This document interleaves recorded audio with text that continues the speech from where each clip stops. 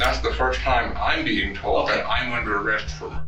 Okay. That's crazy. How do you feel about your sister?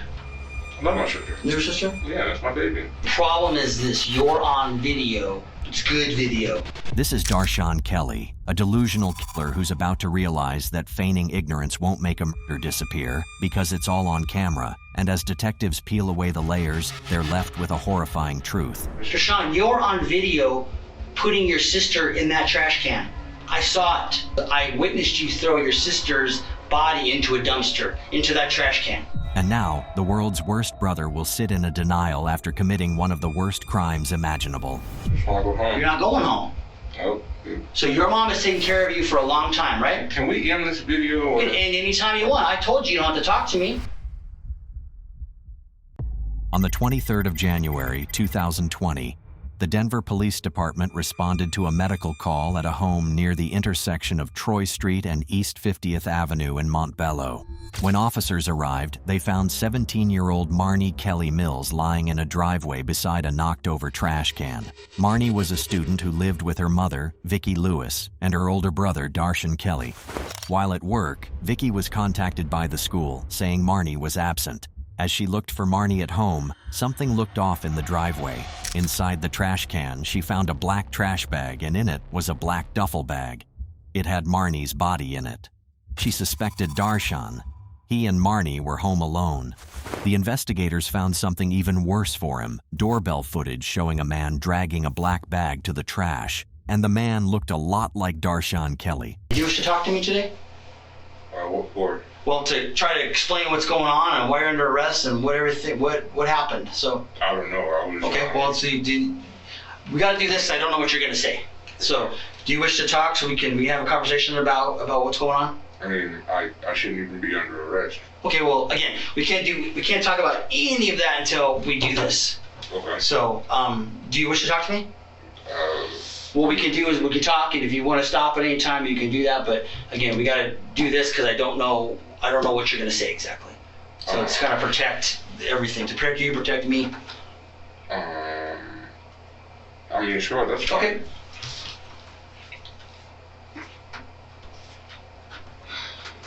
Sign right here on this X, and we can talk.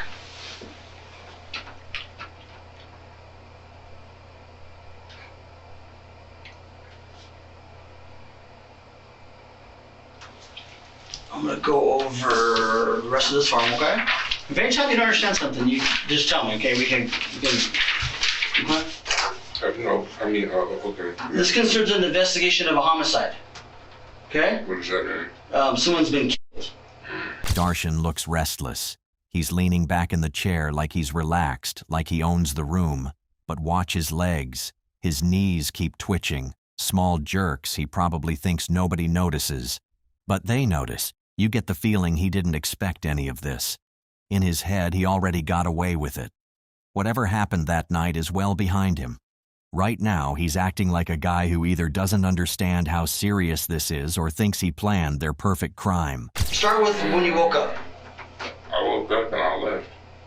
Okay. What time did you wake up? I don't remember. Okay. Any idea? I don't remember. Okay. And you said you left. Where'd you leave? I left and went to the food stamp office. For the food stamp office? And when you say you left, where'd you leave from? My house. At 51 Troy? Yeah. Okay. Who lives there? My mother and my sister. Your mother and your sister. What's your mother's name? What's your sister's name? Marnie Mills. Marnie Mills. Okay. When you left, was it light out or dark out? It was a light. Light? Okay. Who was home when you left? I think Marnie. Okay.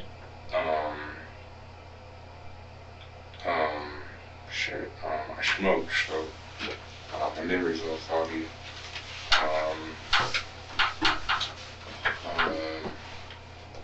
Yeah, I think she had the water upstairs running. Okay. I think she was getting ready to take a shower, I think. Okay. Was she work or go to school, or what was she going to be doing? I have no idea. You don't know? But you just heard some water running upstairs? Yeah. Okay. Your mom, does she work? Yes. Where's your mom work? I have no idea. One common thing you'd notice from Darshan's statement is either false cluelessness or sudden memory loss. He's acting like he failed to string together a story that would make sense in case he got caught, which he didn't expect to happen, especially so soon. What did you do last night? What time did you go to bed, do you think? Man, like...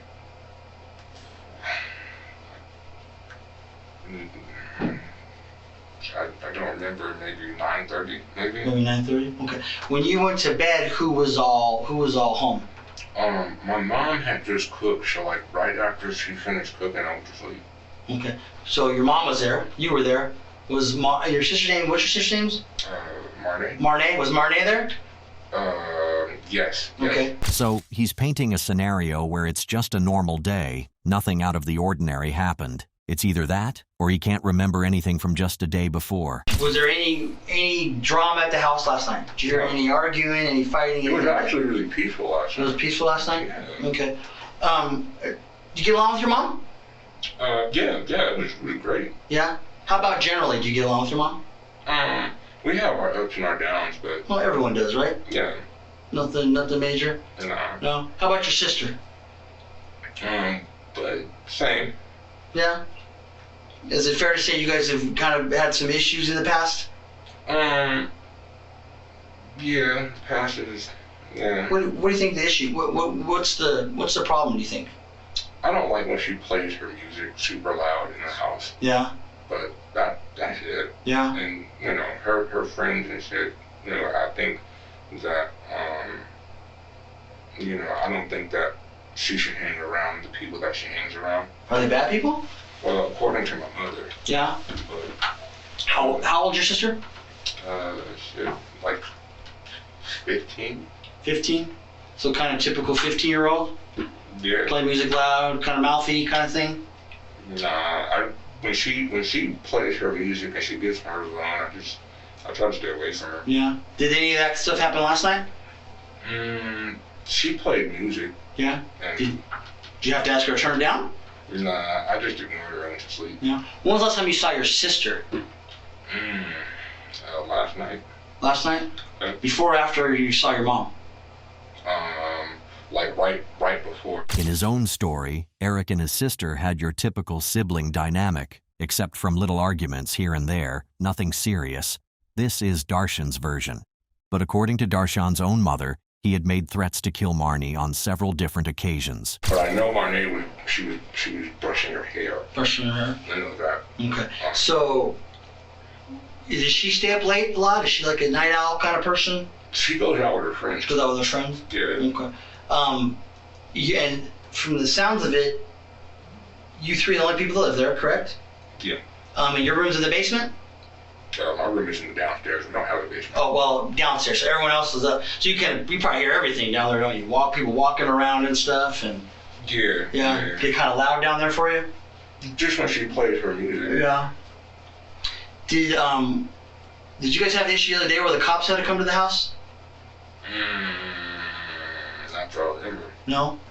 Okay. If your mom said the cops came to the house the other day, would that surprise you? Did you call the cops the other day? Here's Eric's strategy for you. Number 1, alter reality.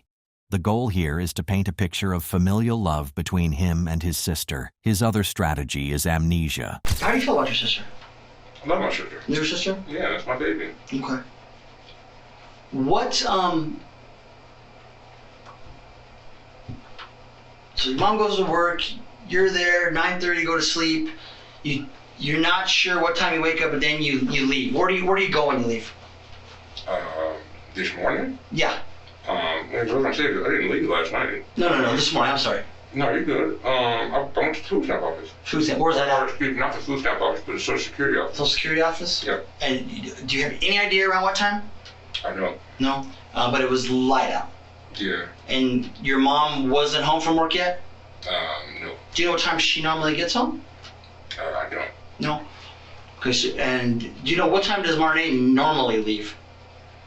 I don't know. Sometimes, actually, shit, most of the time when I wake up, she's already gone. Already gone? Yeah. Was it surprising that she was around today? No. When you got up, or? No, I mean, it's home. It's my sister's. Yeah.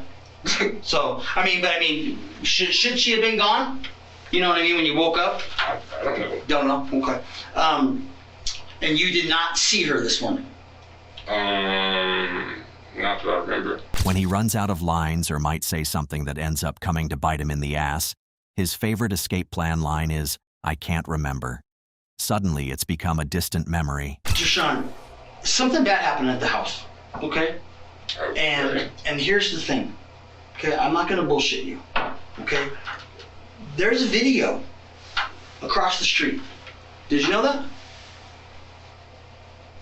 Okay. Okay, there's video of you putting some stuff in the trash. Okay. I've seen it with my own eyes. Okay. So it's really important that you tell me what happened so we can figure out what happened. Because you seem normal guy, seem like a nice guy, you're polite. But sometimes things happen and you wish they wouldn't have happened, but they do. So I see the video of you putting that thing in the trash can, the real heavy thing in the trash can. So you got to tell me what happened. Okay, there's two sides to every story. I would like to see this so-called video, but I'm letting you know, when I left this morning, I went to the Social Security office. Okay, what'd you throw in the trash? I didn't throw anything in the trash. Well, you're on video. I see it with my own eyes. Okay. You got to tell me, man. Like, I have a feeling you probably feel really bad at this point. But something happened. Okay, and there's no getting around it now. Okay, so the what and the why are very, very important. And finally, the detective drops the ball. It seems as though the detective has chosen the good cop strategy. He's trying to feel him and empathize with him in a way that's supposed to make him feel seen and understood, but Darshan isn't taking the bait. He remains steadfast in this confusion as to why a video of him taking out the trash would even exist in the first place. Did you give your side of what occurred? What happened? Just explain it, man. I woke up and went to the Social Security office. Well, maybe you did go to the Social Security office, but tell me about what happened between you and your sister. Nothing. Man, that's not gonna work, man. That's not gonna work. Okay, the police are there at your house right now. Your mom sat in that seat 2 hours ago. You gotta explain what happened. Unless you're just a total monster. I don't think you're a monster. I don't know, but I'm just trying to go home, so. Well, we need to talk about what happened to your sister. What did happen to my sister? You know what happened to your sister. I don't even know why I'm here. I told you it's a homicide, right? It's almost 20 minutes into the questioning, and Darshan still doesn't know why he is here. It doesn't matter that the detective doing the questioning took up almost half of that time to explain why he was there and even dropped the bomb on the video evidence. He is still absolutely clueless. I don't know what that means. You don't know what a homicide means? No. You don't know what the word homicide means? No. Why are you getting so agitated? Since I was agitated. Your legs tell me you're agitated. I mean, I would like to go home. Yeah. Unfortunately, you're under arrest, and I need you to explain what happened. If something happened that caused this to occur, you need to tell me. This is your chance to get it out and tell me what happened. You have to wonder what exactly is his play here and if he truly believes that by feigning ignorance and requesting to go home at random intervals, it would suddenly cause his amnesia to spread to the detective and other parties related to the case. He keeps treating the whole thing like an inconvenience that is taking up his time and stopping him from getting back to his normal routine. With the way the questioning is going, it would seem like the detective is finally getting the hint that the suspect in question is letting up and falling for his good cop play. So he has decided to turn up the heat. I don't know, bro. I don't even like being around the police. I've been shot by the police. Oh, I'm sorry. I'm sorry about that. Yeah, I've been tased by the police. I'm sorry about that. So that's why I don't get involved with the cops. I'm good. I just want to go home. The problem is this. You're on video. It's good video. I just want to go home. Well, you can't. You're under arrest. It's really, really important that you get your side of this out. Your mom deserves to know. And I think you'll feel better. Unless you're just are you a bad guy? I just want to go home. Oh, you're under arrest, you're not going home. I mean, I'm not being... I don't know, man. I don't know, bro. I just want to go home. Okay. Well, I want to go home too, but I can't go home either. Alright. Okay? Are you sorry about what happened? For getting up and going to the Social Security office? Daron, you're on video putting your sister in that trash can. I saw it. When all else fails, bring out the victim card. This is exactly what Daron throws into the ring as it's getting clear that the detective is getting tired and frustrated with his constant denials and lies. They're becoming borderline outlandish, especially since the evidence was right there on video, which is perhaps the strongest kind of evidence. So I can either think two things. I can either think you're this terrible, terrible person, or you lost your shit and something happened. But saying, hey, I didn't do anything is not going to work. It's on video. We have what you threw in that trash can. We have the video. Back in 2016, he was charged for disorderly conduct, but the case was dismissed. A year later, he received $110,000 from the city of Aurora after a cop used a taser to detain him without telling him why. Now, 4 years after the incident, he wants to use it as a get-out-of-jail card, but the detective isn't buying it. I just want to go home, man. Well, that's not happening. And So it's really important that you tell me. Get it out, get out what happened. if you're not going to let me go home, then fuck, man, do something. Put me in fucking across the street or something. Matter of fact, why can't I go home? Because you're under arrest for murder, that's why. That's crazy. So if you don't want to explain yourself... That's the first time I'm being told that. That's crazy. Well, I went over that form earlier. This is about a homicide. That's the first time I'm being told Okay. that I'm under arrest for murder. Okay. That's crazy. No, it is crazy. For going to the Social Security office? No, because I witnessed you throw your sister's body into a dumpster, into that trash can. Well, if You either give a shit or you don't. I don't know. I don't know you. I don't know you. Well, But just saying you don't know or nothing happened isn't going to work. There has to be a reason it happened. At this point, you'll notice two things happening simultaneously. Daron is realizing that he has run out of stories to tell and places to hide. He has no more aces up his sleeve, while the detective has realized that he would not be getting a verbal confession from the suspect at this point in time. Unless you're totally a bad guy. I just want to go home, man. Well, that's not happening. So, listen. Look at me, man. Look at me. I'm over here. I'm right here. Are you a bad guy? Do you love your mom? I love my mom. Why wouldn't I? Do you know how heartbroken she is right now? You owe it to her to explain. Who cares about me? You owe it to your mom to explain what occurred, what happened. I just want to go home. Your mom has taken care of you for a long time, hasn't she? I just want to go home. You're not going home. Oh, So your mom has taken care of you for a long time, right? can we end this video? Or... And anytime you want. I told you don't have to talk to me.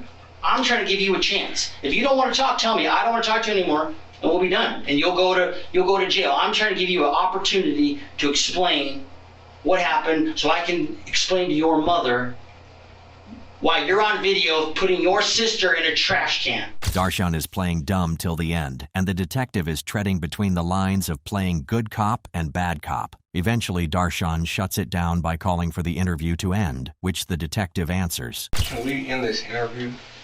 Are you deaf? Did you hear what I said? I told you you could. Can we end this interview? We sure can. Yeah, I'd like to end the interview.